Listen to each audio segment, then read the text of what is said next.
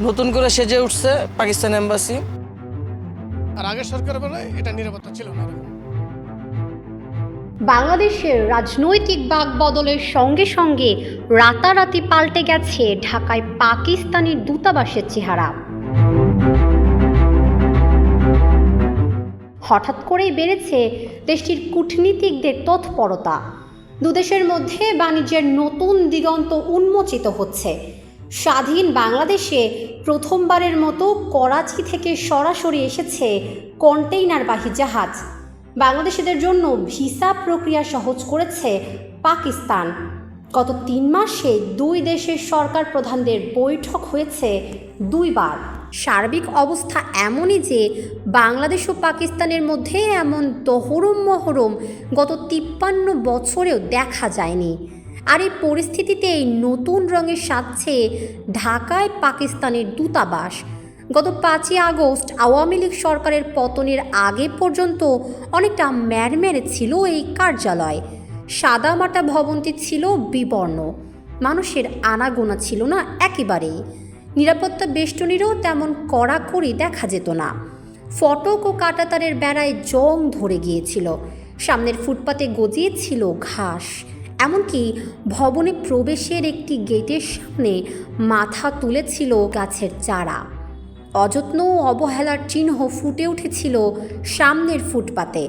সেখানে ছড়িয়ে ছিটিয়ে থাকত ময়লা আবর্জনা।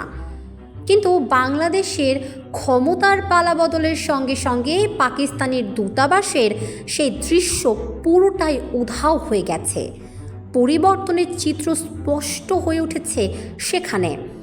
ঘষে মেজে ঝকঝকে করে ফেলা হয়েছে গোটা দূতাবাসের স্থাপনাগুলো। পাশ দিয়ে গেলেই নাকে ঢোকে নতুন রঙের কড়া গন্ধ। সেই সব জং ধরা গেট ও কাঁটাতার নেই, সব এখন ঝকঝকে তকতকে।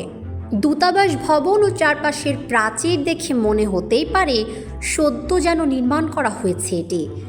ব্যাপক পরিবর্তন এসেছে দূতাবাসের নিরাপত্তা বেষ্টনীতে। সেখানে খাটানো হয়েছে তাঁবু, বসানো হয়েছে চৌকি, পাহারায় মোতায়েন রয়েছেন সেনা ও পুলিশ সদস্যরা। নতুন করে সেজে উঠছে পাকিস্তান এম্বাসি।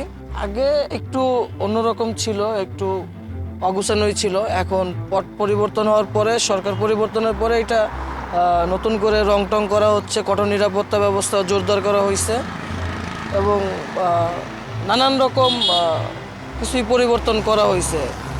রাজধানী ঢাকার অত্যন্ত আকর্ষণীয় অভিজাত এলাকায় পাকিস্তানের হাইকমিশনের অবস্থান।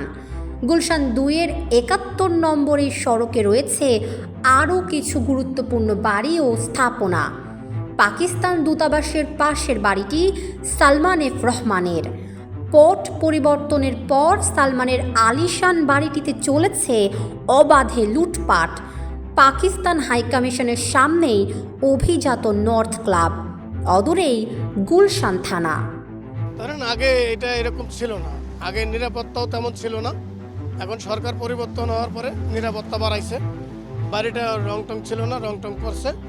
তারপরে মনে করেন প্রশাসনিক যে কারবার তারা আগের থেকে উন্নত করছে আর কি। সরকার ওদেরকে নিরাপত্তা দিচ্ছে এখন বর্তমান সরকার। আর আগের সরকারের বেলায় এটা নিরাপত্তা ছিল না।